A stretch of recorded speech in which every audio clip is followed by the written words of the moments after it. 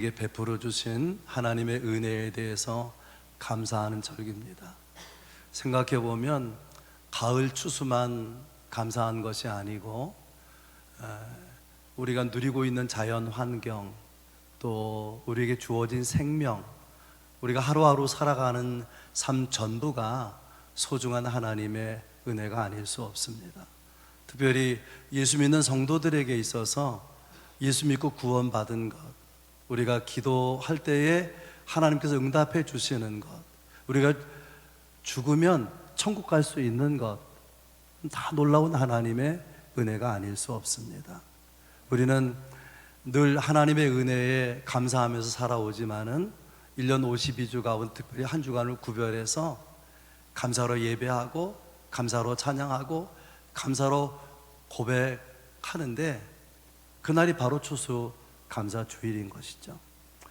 하나님의 은혜를 생각할 때 우리 신앙에서 가장 중요한 것이 있다면 아무래도 감사일 것입니다. 그래서 바울 사도는 데살로니가전서 5장에서 이렇게 말합니다. 항상 기뻐하라, 쉬지 말고 기도하라, 범사에 감사하라. 범사에 감사하라. 모든 일에 감사하라고 하는 것이 하나님의 말씀입니다. 그렇지만은 우리가 인생을 살아가면서 도무지 감사할 수 없는 일을 만날 때도 있습니다. 지난 화요일 있었던 이태원 참사가 그런 사건이죠. 자녀를 잃거나 형제를 잃은 유가족들 혹은 그들의 지인들, 얼마나 마음이 무너져 내렸을까요? 얼마나 마음이 힘들고 고통스러웠을까요? TV를 켜면 언제나 이태원 참사 사건 없이 TV를 볼 수 없을 정도로 그 참사 이야기가 도배가 되지 않습니까? 그런 가운데 우리는 추수감사 주일을 맞았습니다. 저는 설교자로서 추수감사 주일이지만은 감사를 주제로 설교해야 된다는 것이 참 부담스러웠습니다.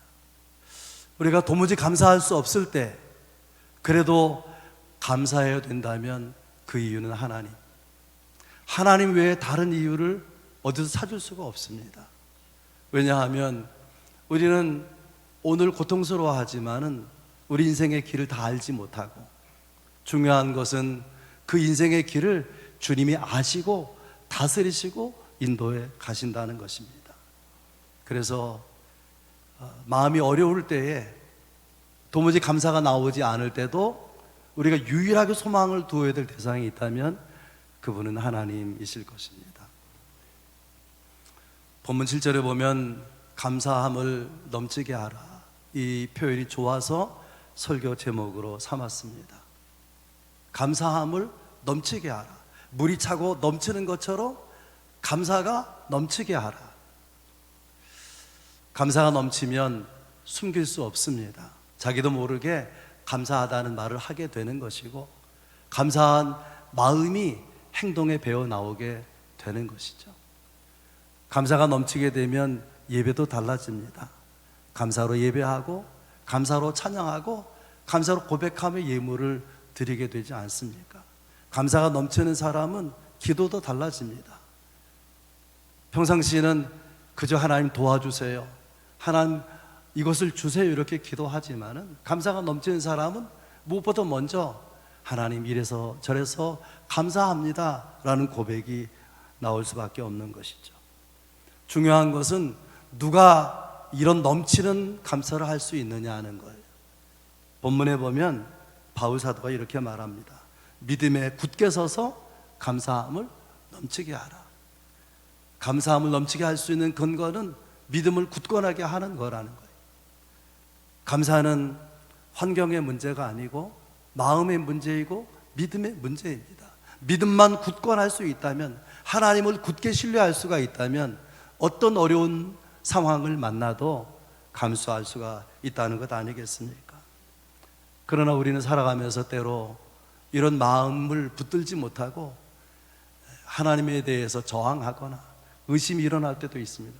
하나님, 나를 사랑하시면 이러실 수 있나? 왜 이러시는 것인가? 하나님은 과연 나를 사랑하시기나 하는 건가? 나를 잊어버리신 것은 아닌가? 이런 마음이 드는 사람이라면 어떻게 넘치는 감사, 흘러 넘치는 감사를 할 수가 있겠습니까? 이스라엘은 기적으로 애굽에서 나왔어요. 이걸 출애굽이라고 하죠. 10가지 재앙을 하나님이 능력으로 일으키시면서 불가능한 사건, 출애굽 사건이 일어났습니다. 이스라엘 백성들은 홍해를 마른 땅처럼 건너서, 그것도 기적입니다. 물 없는 광야에서 하나님은 반석을 쪼개서 마시게 하셨습니다. 양식 없는 광야에서 하나님은 만나를 비같이 매일 아침마다 내려주셨습니다. 얼마나 놀라운 은혜고 얼마나 놀라운 기적입니까? 그럼에도 불구하고 이스라엘 백성들은 어려운 일을 만나기만 하면은 하나님 원망하고 지도자 모세를 원망했습니다. 오늘 본문에 나오는 바울은 달라요. 그는 깊은 감옥에 갇혀 있지만 기뻐하고 그리고 감사하고 있습니다. 내가 어떤 믿음의 사람인가, 내 믿음이 얼마나 견고한가는 어려움을 만나봐야 알 수 있어요. 어려움을 만나서도 흔들리지 않는 믿음은 견고한 믿음인 것입니다. 감사와 믿음은 연결되어 있습니다. 감사는 믿음의 표현이고 믿음의 열매이기도 하고 또 믿음의 결과이기도 한 것이죠. 감사와 믿음, 믿음과 감사, 이것은 분리될 수 없고 비례해 나가는 것입니다. 설교 제목을 감사함을 넘치게 하라. 근데 그 방법을 사도 바울은 믿음을 굳건하게 하는 것이다 라고 하면서 어떻게 하면 믿음을 굳건하게 할 수 있는지를 이 6절 7절에 세 가지를 말하는데요. 첫 번째는 예수를 주로 받으라. 6절, 너희가 그리스도 예수를 주로 받았으니 라고 말합니다. 우린 보통 예수 믿는다 라고 말하는데 본문에서는 예수를 믿는다라고 말하지 아니하고 주로 받았으니, 이 받았다는 received, 예수님을 주로, 주인으로 받아들였다, 그런 뜻입니다. 전에는 내가 주인이었습니다. 모든 일을 내 마음대로, 내 생각과 계획대로, 내 주장대로 결정했습니다. 그러나 이제는 아닙니다. 하나님, 나는 연약합니다. 내 삶을 주께 맡깁니다. 주님 도와주십시오. 내 인생 핸들 이제 주님이 잡아주시고 인도해 주옵소서. 이것이 예수를 주로 받은 자의 고백인 것이죠. 우리가 예수님을 주로 고백하지 않습니까? 주 예수 그리스도. 그 주님은 어떤 분일까요? 우리가 주라고 고백하고 받아들인 예수님은 어떤 분일까요? 하나님 아버지와 더불어서 천지 만물을 창조하신 창조주이십니다. 선한 목자는 양들을 푸른 조장 쉴 만한 물가로 인도하는데 우리 주님은 선한 목자이십니다. 우리 주님은 십자가에 죽기까지 우리를 사랑하신 사랑의 주님이십니다. 우리 인생이 끝나는 날 우리 영혼을 끝까지 붙드시고 그리고 하나님의 나라로 인도하는 책임지실 분이 또한 우리 주님이시죠.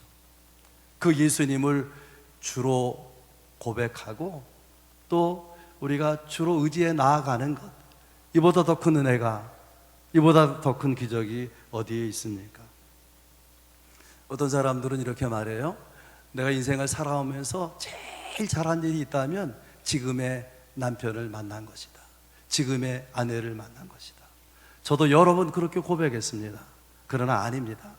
여러분 깊이 생각해 보세요. 여러분의 인생에 가장 잘한 일이 무엇입니까? 그것은 예수를 창조주이시고 선한 목자이시고 끝까지 사랑하시고 내 영혼을 끝까지 책임지고 천국을 인도할 그분을 주님으로 받아들인 것, 그게 가장 잘한 일이에요. 이것이 무엇보다 우선해서 우리가 잘했다고 고백할 사건입니다. 믿음을 굳게 하려면 그래서 제일 먼저 할 일은 예수를 주인으로, 내 존재와 영혼의 주인으로 받아들이는 거예요. 그 다음에는 예수 안에서 행하는 것입니다. 6절에 그 안에서 행하라, 그렇게 되어 있지 않습니까? 우리가 예수 믿으면 그냥 자동으로 성숙한 그리스도인이 되는 것이 아닙니다. 예수 믿은 다음에 주의 말씀과 뜻에 따라 순종하는, 그 말씀대로 행하는 실천이 따라야 신앙은 성장해 가는 것입니다. 그런데 예수 안에서 행하라. 구체적으로 어떤 삶을 말하는 것이냐? 그것은요, 우리가 어떤 것을 목적하거나 어떤 것을 성취하거나 어떤 일을 이루어 나가려고 할 때 그 근거가, 그 이유가, 그 목적이 예수여야 한다, 그런 뜻입니다. 내가 좀 착하게 살아야 되겠다, 그 동기와 근거가 예수여야 된다는 거예요. 내가 무슨 선행을 한다, 그러면 예수 이름으로 하는 선행이어야 한다는 거예요. 용서도 마찬가지입니다. 내가 나를 위해서도 용서하지 않으니까 내가 마음이 너무 불편해, 그래서 용서하는 것만이 아니고 주님이 나를 그럼에도 불구하고 용서하셨기 때문에 나도 용서를 해야 되겠다. 주님 때문에 주의 이름을 용서하는 것이 예수 안에서의 용서인 것이죠. 예수 안에서 행한다는, 이렇게 내 생각, 내 자존심, 또 내 감정, 의지를 다 내려놓고 예수님의 뜻을 따라서, 마음을 따라서, 말씀을 따라서 살아드리는 것입니다. 그것이 예수 안에서 행하는 거예요. 예수를 주로 삼고 예수 안에 행하고, 마지막은 예수님에게 뿌리 내리는 것입니다. 7절에 그 안에 뿌리를 박으며 세움을 받아, 그랬어요. 식물이나 나무를 생각해 볼 때의 뿌리는 결정적입니다. 왜냐하면 뿌리가 죽으면 그 나무도 죽으니까. 산에 불이 나가지고 그 나무들이 다 타버립니다. 다 타버린 나무에서 이렇게 초록색, 파란 새싹이 올라와요. 왜 그럴까요? 뿌리는 죽지 않았으니까. 뿌리가 그렇게 중요한 거예요. 나무가 키가 아무리 높이 올라가도 뿌리가 깊지 못하면 태풍이 불어오면 뿌리째 뽑히는 모습을 우리가 보지 않습니까? 건물도 마찬가지예요. 우뚝 서 있는 높은 건물들, 우리는 그 화려한 모습을 보지만 건물 밑에 얼마나 깊이 내려간 토대가 있는지 몰라요. 그게 부실하면 건물은 불안한 것이죠. 우리가 인생을 살아가면서 믿는 우리를 흔드는 것들이 얼마나 많은지 몰라요. 찬송가 429장에 보면 세상 모든 풍파 너를 흔들어 약한 마음 낙심하게 될 때, 사람들의 마음은요 약합니다. 그 약한 마음을 흔드는 일들이 너무나 많아요. 시험, 유혹, 근심, 고통, 갈등, 불안, 여러 가지 우리의 존재를 흔들어 놓는, 우리의 마음을 안정되지 못하게 하는 일이 얼마나 많이 있는지 몰라요. 그러나 여러분 아십니까? 생명력이 강한 나무는 흔들리면 뿌리를 더 깊이 내립니다. 생명력이 강한 나무는, 뿌리는 약한데 가지가 많고 잎이 무성하면 그 위험한 거예요. 태풍을 견디지 못하는 것입니다. 사람의 기본이 그를 결정해 가는 건데요, 사람의 뿌리 같은, 사람의 토대 같은 그 기초가 뭐냐면 성실함, 정직함, 또 책임감, 건강한 인간관계, 건강한 인격, 이런 것들이 사람의 기본을 이루는 것이죠. 누가 위험한 사람인가 하면 성공하긴 했는데, 힘을 가지기는 했는데 이 기본이 없는 거예요. 성실함과 책임감과 정의로움, 바른 인격, 바른 인간관계 없는 거예요. 그러면 언제 무너질지 모르고 또 얼마나 많은 사람들을 무너지게 할지 모르는 것입니다. 성경에는 복 있는 사람을 시냇가에 심은 나무와 같다 그랬어요. 그 뿌리를 수원에, 물 근원에 두고 있기 때문에 가물어도 걱정이 없고, 태양이 불같이 내리쬐어도 그 더위에도 아무 걱정이 없는 거예요. 뿌리가 물가에 닿아 있기 때문에 그런 거죠. 여러분, 우리가 정말 두어야 될 진정한 뿌리는 예수 그리스도입니다. 예수 그리스도 안에 뿌리를 내릴 때에 우리는 어떤 어려움 속에서도, 어떤 가뭄이나 어떤 태풍이나 어떤 더위나 추위 가운데서도 우리는 힘이 있게 버텨나갈 수가 있게 될 것입니다. 이 첫 번째 드린 말씀이에요. 우리가 감사를 넘치게 하려면 믿음이 필요한데, 믿음은 어디서 생겨나는가? 예수를 주로 삼고 예수 안에 행하고 예수 안에 깊이 뿌리 내리게 될 때 우리의 믿음은 견고해져서 신앙은 성장해 간다는 거예요. 아멘. 두 번째, 그러면 믿음을 굳건하게 해서 감사가 넘치게 되면 도대체 뭐가 다르냐, 뭐가 좋으냐 하는 거예요. 감사가 넘치면 은혜가 넘치게 됩니다. 고린도후서 4장 15절에 이는 모든 것이 너희를 위함이니 많은 사람의 감사로 말미암아 은혜가 더하여 넘쳐서 하나님께 영광을 돌리게 하려 함이라. 그냥 제가 읽었지만 이 고린도후서 4장 15절에 세 단어가 한 문장으로 이렇게 쭉 이렇게 연결되어 있어요. 감사, 은혜, 영광. 다시 읽어보겠어요.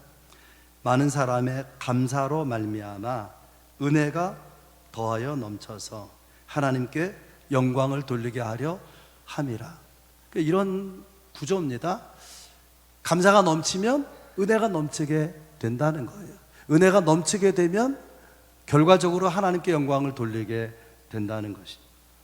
우리가 감사하기 전에는요, 그냥 일상적인 삶이에요. 그저 그런 삶이에요. 어떻게 생각하면 그냥 어제 있었던 일 오늘 있고 오늘 또 내일 있을 거예요. 그러나 감사하고 나면은 삶이 구체적으로 은혜로 우리에게 깨달음이 되고 은혜로 다가오게 됩니다. 제가 이제 코로나 격리 해제가 되고요, 이제 아프기 시작한 날로부터는 열흘도 훨씬 넘었는데 뭐 감염 염려는 없는 것 같아요. 근데 이 목소리가 다 돌아오질 않았어요. 미각도 돌아오고 그랬는데 목소리가 다 돌아오질 않았어요. 생각해 보니까 내가 맑은 목소리로 설교할 수 있었다는 것이 얼마나 큰 은혜였나, 새삼 깨달아지더라고요. 여러분 생각해 보세요. 성전에서 예배하는데 걸어 나오지 않았습니까? 걸을 수 없는 사람에게서 생각해 본다면 내가 걸을 수 있는 것, 말할 수 있는 것, 먹은 것을 소화할 수 있는 것, 내 입에서 목소리를 낼 수 있는 것, 다 놀라운 하나님의 은혜가 아닙니까? 시편 50편 23절에서 시인은 이렇게 고백합니다. 감사로 제사를 드리는 자가 나를 영화롭게 하느니라. 우리가 하나님께 감사를 고백할 수 있다면, 넘치는 감사를 드릴 수 있다면 그 자체로 하나님을 기쁘시게 하고 하나님을 영화롭게 할 수가 있다는 것입니다. 감사가 넘치면 은혜가 넘치는 거예요. 또 두 번째는 감사가 넘치면 여러분 놀랍게도요, 우리는 기적을 경험하게 되는 것입니다. 오병이어 기적을 생각해 보세요. 보리떡 5개, 물고기 2마리. 그거 변변치 않은 거죠. 예수님께서 축사하셨어요. 그걸 가지고 축사하셨다는 것은 감사 기도를 드렸다는 거예요. 그리고 떼어서 나눠줄 때에 5,000명이 배부르게 먹고 남은 걸 거두니까 12광줄이 가득하게 거두게 되었더라. 이 오병이어 기적, 예수님의 감사 기도의 결과입니다. 죽은 나사로 부활한 사건, 여러분 생각해 보세요. 예수님께서 나사렛 무덤 앞에 서서 하나님께 기도합니다. 아버지, 내 말을 들으시는 것을 감사하나이다. 감사 기도를 드리고 나서 무덤을 향해서 나사로야 나오너라. 그러자 수족을 배로 동인 채로 있었던 죽은 나사로가 살아서 걸어 나오는 거예요. 여러분 생각해 보세요. 기적이 먼저입니까? 감사가 먼저입니까? 예수님이 일으킨 기적에는 감사가 먼저였어요. 우리는 기적을 원합니다. 하나님 내 삶에 기적 같은 은혜를 베풀어 주옵소서. 뭐가 먼저예요? 감사가 먼저예요. 감사한 단순한 사실 때문에 하나님의 은혜와 능력과 치유를 경험한 사람들이 너무나 많이 있습니다. 아무리 생각해도 감사할 일이 없지만 감사하라고 하니까 그냥 좌우지간 감사합니다. 감사하라고 하지만 감사할 건덕지가 없는데 어떻게든 감사할 거리를 찾느라고 막 몸소리를 치는 거예요. 여러분, 그래도 놀라운 것은요, 이런 어거지 감사, 억지 감사도 마음을 연다는 거예요. 그래서 전에 몰랐던 은혜가 깨달아지는 거예요. 아, 내가 죄 용서 받은 것 큰 은혜구나. 지금까지 살아온 것이 정말 너무나 감사한 하나님의 은혜구나. 좋은 교회 만나서 신앙생활 할 수 있는 것 얼마나 큰 은혜인가, 이런 생각들이 드는 거죠. 무심히 지나갔던 일들인데 억지로라도 생각해서 감사를 헤아려 보니까 감사할 일이 많더라, 그런 이야기입니다. 감사하면서 마음이 따뜻해지고 용기가 생기고 몸과 마음의 영혼에 힘이 솟아나는 것입니다. 가이드 포스트에 나오는 이야기예요. 나이가 60이 된 한 남자가 아파서 병원 가서 여러 가지로 검사를 했더니 의사가 하는 말이, 당신 암이 온몸에 퍼졌습니다. 6개월 살 수 있습니다. 뭐 청천벽력 같은 그 시한부 생명 선고를 받고 마음이 힘들었어요. 마음이. 그러나 그는 믿는 사람이기에 하나님 앞에서 생각하고 고백합니다. 어차피 태어난 사람 한 번 죽는 것인데 조금 일찍 가는 것 뿐인데, 또 죽으면 천국 갈 수 있는데 내가 마음을 좀 크게 먹어야 되겠다. 그리고 아내에게 말합니다. 여보, 내가 6개월 후에 죽게 되었다고 슬퍼하지 말아요. 그리고 죽을 남편처럼 취급하지 말아요. 나는 180일이나 살아있을 거예요. 살아있을 남편으로 생각해줘요. 그리고 한 달이 지났습니다. 하나님께 기도합니다. 하나님, 아직도 150일이나 남아서 감사합니다. 50일이 지났어요. 하나님, 아직도 100일이나 남아서 감사합니다. 문제는 의사가 말한 6개월이 다 지나간 거예요. 그는 여전히 감사 기도를 드립니다. 하나님, 오늘 죽고 내일 천국 갈 것이기 때문에 감사합니다 하고 감사 기도를 드렸는데 안 죽었어요. 그래서 다음날 하루를 더 살게 해주신 것 감사합니다. 이튿날 이틀을 더 살게 해주신 것 감사합니다. 1년이 지난 날 1년을 더 살게 해주신 하나님 감사합니다. 가이드 포스트에 자기의 간증문을 실었는데 그때도 안 죽고 살아있잖아요. 뭘 말하는 겁니까? 감사는, 넘치는 감사는 기적을 경험하게 한다는 거예요.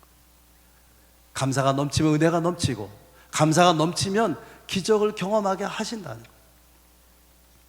더 중요한 것은 감사가 넘치면 결과적으로 하나님은 내 삶을 변화시키십니다. 내가 감사할 때 누구보다 주님이 기뻐하시고요, 누구보다 주님이 감동을 받으시고 주님이 움직여지는 거예요. 감사하는 가운데 주님은 내 마음을 만지셔서 내 마음을, 내 태도를, 내 존재를 변화시킵니다. 조금 과장해서 극단적으로 말하면, 감사가 넘치면 장애를 가지고 있어도 행복할 수 있습니다.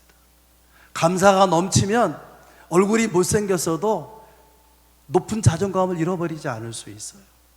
사도 바울은 못생긴 사람, 나이가 60이 되었을 때 감옥에 갇혔습니다. 그 감옥은 우리가 생각하는 감옥과 달라요. 인권이 보장되지 않는, 감옥이라는 환경 때문에 죽을 수 있는 그런 아주 어려운 감옥이에요. 그는 박해를 받고 있기 때문에 순교 언제 당할지 몰라요. 그럼에도 불구하고 기뻐하고 감사하는 모습을 바울 서신에서 보여주고 있지 않습니까?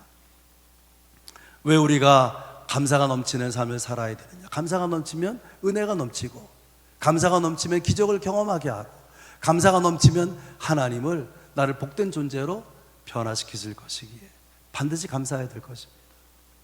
마지막으로 여러분에게 드리고 싶은 말씀이 있어요. 그렇다면 감사가, 넘치는 감사가 그렇게 유익한 것이라면 우리가 그 감사를 어떻게 시작할 것인가 하는 거예요. 이것 때문에 그 앞에 긴 이야기를 한 것입니다. 두 가지 여러분이 적용할 수 있는, 실천할 수 있는 두 가지 내용을 말씀드리겠는데요. 첫째는 감사의 말을 하라는 거예요. 에베소 5장 4절에 누추함과 어리석은 말이나 희롱의 말이 마땅치 아니하니 오히려 감사하는 말을 하라. 사람이 모이면 이야기하죠. 그런데 바울 사도는 이렇게 말하는 거예요. 누추한 어리석은 말, 희롱의 말 다 마땅치 않다. 만나서 하는 이야기의 많은 내용들이 마땅치 않은 거예요. 더러운 이야기, 누추한 이야기, 어리석은 이야기, 남을 비판하는 이야기. 그러니까 무슨 말이냐면 누구라도 제대로 감사하는 말, 고맙다는 말을 해야 된다는 거예요. 그러면 그렇게 이상한 말들 하는 것들이 스톱이 되는 거죠. 우리가 어디다 에너지를 주냐에 따라서 그게 커지기도 하고 작아지기도 하는 거예요. 누추한 말, 비방하는 말, 어리석은 말, 희롱하는 말, 마땅치 않은 말이 막 그냥 난무하는데 거기에 힘을 보태고 있어요. 기름을 붓고 있어요. 어쩌자는 것입니까? 누구라도 스톱해야 되는 거죠. 그렇지만 난 감사합니다. 그래도 그 사람 좋은 사람입니다. 그렇게 말하는 사람이 있을 때에 분위기가 바뀌어 나가는 것이죠. 누가복음 17장에 보면은 10명의 나병 환자가 은혜로 고침받은 사건이 나와요. 그래서 이제 길을 가다가 고침받은 것을 알게 되었을 때 10명 중 한 사람이 예수님께 돌아와서 예수님, 이 나병 고쳐주신 거 감사합니다 라고 고백했더니 예수님께서 말씀하십니다. 내 믿음이 너를 구원하였느니라. 이 사람만 나온 게 아니에요. 근데 왜 이 사람을 향해서 내 믿음이 너를 구원했다고 말하는 것이냐? 그때 이 사람의 믿음은 무엇이냐? 이 사람의 믿음이 뭘까요? 감사하는 믿음이에요. 그러니까 이런 교훈이 있는 거예요. 감사하면 그의 영혼을 구원한다는 것입니다. 감사는 감사로 끝나지 않아요. 그의 삶을, 그의 영혼을, 그의 운명을 구원해 나가는 것입니다. 그러므로 감사하다고 생각만 하지 말고 제발 좀 감사하다고 말하고 사시기를 바랍니다. 그러면 얼마나 따뜻한 공동체가 될까요? 우리 교회는 얼마나 아름다운 교회가 될까요? 얼마나 멋진 교회가 되겠습니까? 여러분이 가정에서도 직장에서도 교회에서도 자그마한 일에도 생각만 하지 말고 제발 고맙다고 말해주세요. 그렇게 할 수 있길 주의를 축원합니다. 두 번째로 더 중요한 것은 미리 감사하는 거예요. 어떻게 감사해요? 미리 감사하는 거예요. 아직 어떤 기대하는 일이 일어나지 않았지만 하나님의 은혜를 기대하면서 감사하는 거예요. 하나님의 은혜를 기대하면. 그러면 뭐가 달라지냐? 하나님의 은혜가요 곱하기로 다가온다는 거예요. 하나님의 은혜는 한계도 좋아요. 하나님의 은혜는 더하기도 좋아요. 그러나 간구할 때보다, 노력할 때보다 우리가 감사할 때, 그것도 믿음으로 미리 감사할 때 하나님은 은혜를 곱하기로 우리에게 주신다는 거예요. 우리나라 2대 대통령의 이름이 윤보선인데 윤보선 대통령의 가문이 그렇게 대단하대요. 30년 전에 그 가문의 평균 수명이 90세래요. 아직도 평균 수명 90세가 아닙니다. 근데 그 명절에 모이면 가족들이 덕담을 한대요. 가령 이렇게 손주들까지 모여있는, 가족 친척들이 모여있는 명절에 고3 아이가 있다면 이렇게 덕담하는 거예요. 야, 너 내년에 좋은 대학 들어갔다니 너무나 감사하다. 시험도 안 봤어요. 이게 얼마나 엉터리 같은 이야기입니까? 대학교 4학년 졸업반인데 뭐라고 말하냐면 너 내년에 그렇게 정말 대단한 회사에 취직하게 됐다니 너무나 감사하다. 축하한다. 하나님께 감사하고 상대방을 축하하는 거예요. 말도 안 되는 이야기. 그걸 그 가문에서는 자연스럽게 하는 거예요. 그래서 한 사람도 예외 없이 삶이 힘이 있는 거예요. 모두 평범한 삶 이상의 비범한 능력 있는 삶을, 풍성한 삶을 살아가는 거예요. 그 집안에 윤씨성을 가진 사람뿐 아니라 며느리로 들어온 사람까지 다 덕담을 하는, 신앙적 믿음으로 감사의 말과 덕담을 하는 가운데 변화를 받아서 한결같이 장수하고 한결같이 잘 되더라, 그런 이야기입니다. 이 영적 원리에 여러분 관심을 가지고 눈을 뜨시기를 바랍니다. 하나님이 우리에게 주신 은혜를 받고 복되게 살아가는 삶이 여러 가지가 있는데 그 중에 하나가 입을 열어서 구체적으로 말로 감사하고 앞당겨서 미리 감사하는 거예요. 우리는 살아가면서 아무리 애를 써도 어찌할 수 없는 환경을 만날 때가 있습니다. 그럼에도 불구하고 하나님께 감사의 고백을 하고 믿음으로 미리 감사하면 하나님이 여러분의 인생 가운데 펼친 놀라운 역사를 경험하게 될 것입니다. 이런 찬송이 있어요. 제가 이제 목소리가 별로 지금 다 회복되지 좋지 않지만 찬송을 불러보겠어요. 찬송을 부르세요. 찬송을 부르세요. 놀라운 일이 생깁니다. 찬송을 부르세요. 감사를 드리세요. 감사를 드리세요. 놀라운 일이 생깁니다. 감사를 드리세요. 옛날에 어릴 때 많이 불렀던 찬송인데요.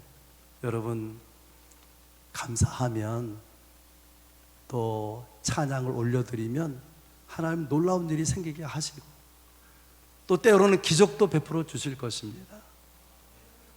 2022년 11월 첫 주 아닙니까? 10달이 지나고 달력은 딱 2장 남았어요. 남아있는 2달 동안 여러분 어떻게 사시겠습니까? 어떤 고백을 남기겠습니까?